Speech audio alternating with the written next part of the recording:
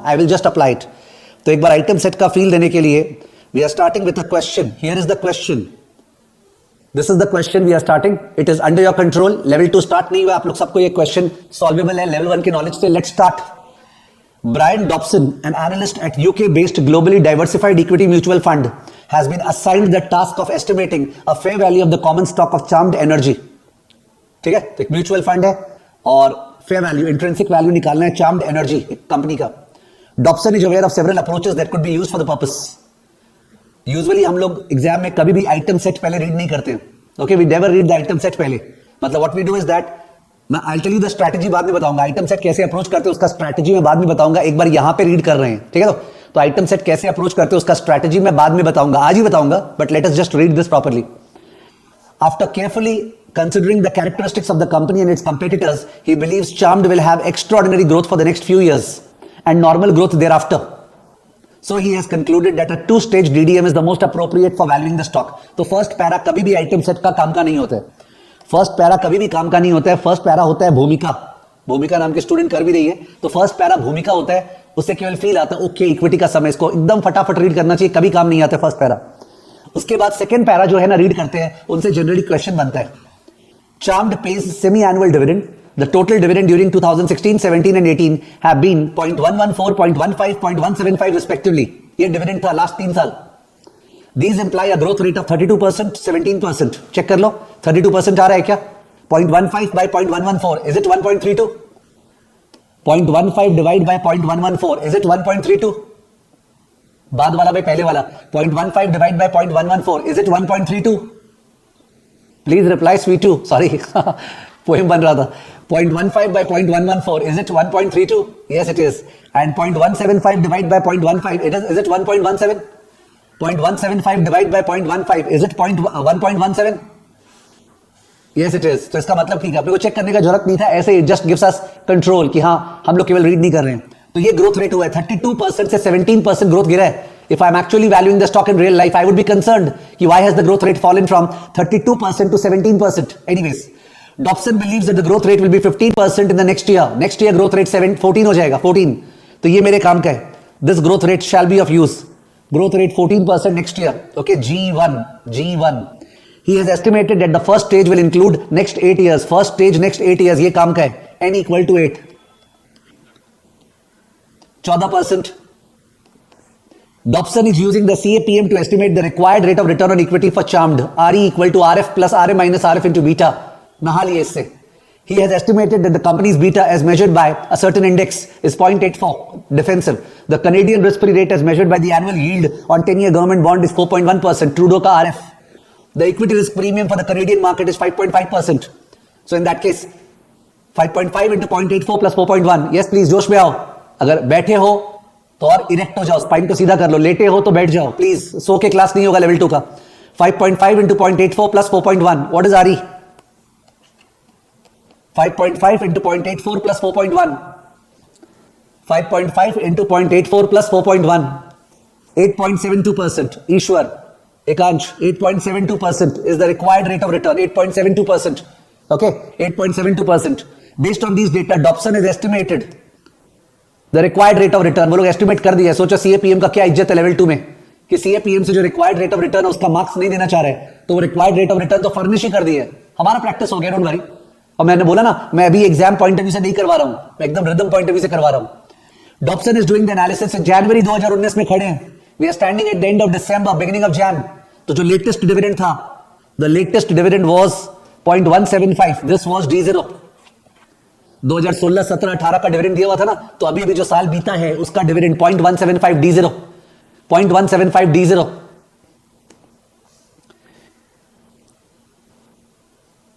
Dobson realizes that even within the two-stage DDM, there could be some variations in the approach. He would like to explore how these variations affect the stock's valuation. Specifically, he wants to estimate the value of the stock for each of the following approaches. First, the dividend growth rate will be 14% throughout the first stage of 8 years. 8 साल तक 14%, and then 7% thereafter. बहुत easy sum है, level 1 में ऐसा sum कराया हुआ है। 14% 8 साल और 7% thereafter. This is mighty clear, एकदम clear। तो 14% वाले पार्ट में मेरा जो नया वाला फॉर्मूला है वो यूज करेंगे तो टाइम बच जाएगा 14% वाले पार्ट में। ओके यूज करें 0.175 into 1.14, this is D1, divide by I minus G, 0.0872 minus G, 0.14, bracket 1 minus 1.14, divide by 1.0872 to the power 8. Can you calculate this? Yes please, can you calculate this? 0.175 last year का dividend था, मैंने उसको 14% grow करवाया into 1.14, तभी तो C1 आया, और फिर C1 आने के बाद divide by I minus G. Yes please calculate. Richa बोल रही है the total is coming to 1.7432. Others also supporting. Wonderful. कितना जोर का मेहनत बचा है इसमें आपको पता नहीं है. तो 147.32 present value of 8 years. Present value of 8 years stage 1 1.7432. Stage 1 का आंसर 1.7432. कुणाल, अवधेश, अकोजू. ठीक है चलिए. उसके बाद क्या बोला? उसके बाद बोला ग्रोथ रेट क्या बोला था? I forgot. उसके बाद ग्रोथ रेट शायद 7% बोला था. यस उसके बाद growth rate shall be 7% thereafter. 7% thereafter. तो in that case if we do the calculation तो मेरे को करना पड़ेगा P8 equal to D9 divide by RE minus G. D9 by RE minus G ये मेरे को करना पड़ेगा. D8 D9 by RE minus G यानी 0.175 into 1.14 to the power 8 into 1.07 divide by 0.0872 minus 0.07. Satisfy yourself. Are you satisfied? 0.175 last year का dividend था. 8 साल तक ग्रो करेगा 14% से इंटू 1.14 पावर 8 और फिर ग्रो करेगा 7% से 9th ईयर में इंटू 1.07. तो ये D9 आ गया और divide by I minus G. Divide by I minus G. तो this is P8. Kunal is saying it's coming to 31.055. Kunal Bansal बोल रहे हैं 31.055. Richa is saying 31.055. तो इट मस्ट बी करेक्ट. 31.055 का पीवी, इसका पीवी कर दो, इसका प्रेजेंट वैल्यू कर दो, इसका प्रेजेंट वैल्यू 8 इयर्स पहले. तो इसको एफवी लेना है आपको. 8.72 I by Y 8N CPT PV. Yes please. इसका present value 31.055 is FV. 8.72 is I by Y 8N CPT PV. 31.055 is FV. वो तो वहां खड़ा है ना 8 साल बाद. 8.72 is I by Y, 8N CPT PV. It's coming to 15.909. Second answer, stage 2 का 15.909. तो दो आंसर्स आ गए. फर्स्ट 8 इयर्स का प्रेजेंट वैल्यू 1.7432 और सेकेंड स्टेज का प्रेजेंट वैल्यू आया था 31.055. वो 8 पे आया था. उसका पीवी निकाले 15.909. What's the total? What is the total? What is the total? 1.7432 plus 15.909. Yes, please. 1.7432 plus 15.909, 17.65 approx. 17.653 approx. Okay, 65, 17.65. थोड़ा सा डिफरेंस आ रहा है आप लोग में. That's okay. 17.65 is the intrinsic value of the share today. 17.65 is the intrinsic value of the share today. Okay, 17.65 is the intrinsic value of the share today. So आगे बोल रहा है instead of using the estimated stable growth rate of 7% in the second stage, Dobson wants to use his estimate that 8 years later, the company's stock will be worth 17 times EPS, a trailing P ratio of 17. तो जो P8 होगा, P8, that will be 17 into E8. That's the second approach. अपने को D9 by RE minus G नहीं करना है. बोला price at the end of 8th year shall be 17 times the EPS of the 8th year. He expects that earning retention ratio at that time will be 0.7. उस समय retention ratio 70% होगा. तो E8 क्या होगा? D8 divided by payout ratio. देखो ये clear है क्या? बोल रहा है उस समय जो retention ratio 70% होगा तो payout ratio 30%. तो जो डिविडेंड है 8th ईयर का उसको अगर डिवाइड करेंगे 30% से तो अर्निंग्स आ जाएगा ना 8th ईयर का. थिंक. बोल रहा है रिटेंशन रेशियो 70% होगा तो पेआउट रेशियो 30% होगा. तो जो भी डिविडेंड होगा 8th ईयर का उसको अगर डिवाइड करेंगे 30% से तो E8 आ जाएगा. तो in that case what is D8? D8 is 0.175 dividend था इनटू 1.14 पावर 8. ये D8 है. This divide by 0.3. Can you tell me? 0.175 into 1.14 power 8 the whole divide by 0.3. 0.175 into 1.14 power 8 the whole divide by 0.3. 0.175 into 1.14 to the power 8 divide by 0.3. What is it? What is the earnings? Keshav का 1.66 आ रहा है. Is the EPS 1.66? Just tell me the EPS पहले. EPS is 1.66. 1.664. So price is 17 into this. 17 times this क्या आ रहा है? 17 into 1.664, 17 into 1.664, Chintan, Vipra, Anshul, Ansh, 17 into 1.664, 17 into 1.664 is 28.29 और उसका present value 28.29. आपके कैलसी में ऑलरेडी आई बाय वाई और N डाला हुआ है, केवल एफवी चेंज कर दो. 28.29 FV CPT PV. Yes Riya, Atharva, Kailash, 28.29 FV CPT PV because I by Y और एन डाला हुआ है. इसका पीवी क्या आ रहा है? 28.29 का पीवी 14.49. 28.29 का PV 14.49 is the present value of stage 2. Present value of stage 2 under the second approach. Stage 1 में सेम रहेगा. जो स्टेज 1 था उसका आंसर वही होगा. क्या निकाले थे हम लोग? स्टेज 1 का आंसर वही होगा 1.7432. तो 1.7432 plus this, 1.7432 plus this. What is the value of the share as per the second approach? Stage 1 का आंसर 1.7432, स्टेज 2 का नया वाला answer 14.49. What is the value of the share? 16.235 under the second approach. 16.235 under the second approach. 16.235 under the second approach. This is the value of the share. Stage 1 plus stage 2 under the second approach. किसी का 3-4 आ रहा है, that's fine. 16.235 student ने बोला, मैंने 235 लिख दिया. ठीक है, तो डेटा सारा रीड हो गया. क्वेश्चन पूछा है, what is the terminal value of the stock based on the first approach? P8 अपना क्या आया था फर्स्ट अप्रोच में? P8 not the present value, terminal value P8 under the first approach क्या आया था? I don't remember. ओके 15.09 आया था, आपको दिखा? नहीं सॉरी 31.055 आया था. This was the terminal value. This was the terminal value. This should be the answer. 31.055 was the terminal value under the first approach. P8 not the present value. P8. Are you fine? जो अपना P8 आया था D9 by RE minus G 31.055. देखिए option 31.055. Option number B. Option number B 31.055.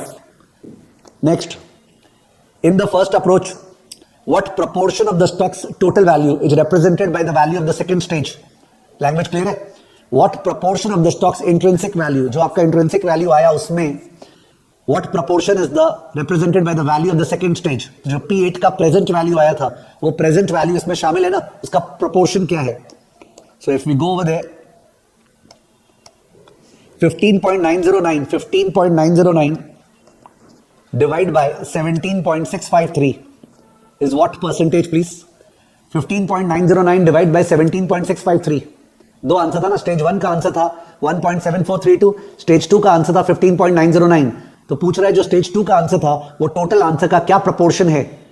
जो stage 2 का answer है वो total answer क्या प्रोपोर्शन है? 90% approx 90%. Why do they give such a question? Because they try to tell you that valuation is backward ended.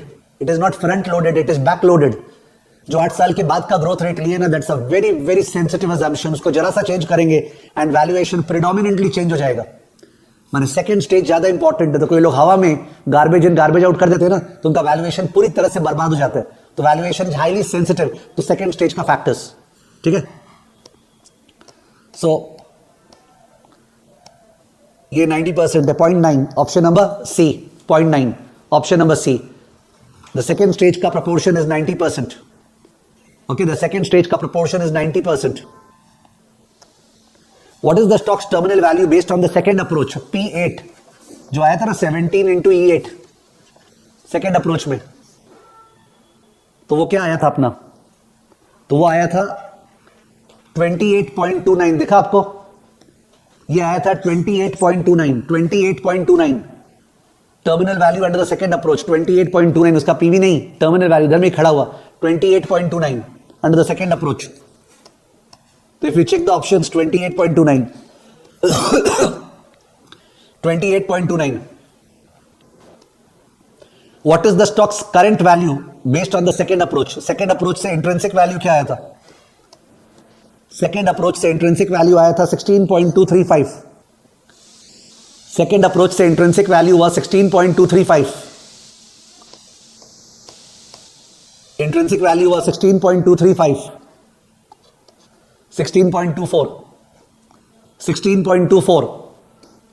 Okay 16.235 16.24.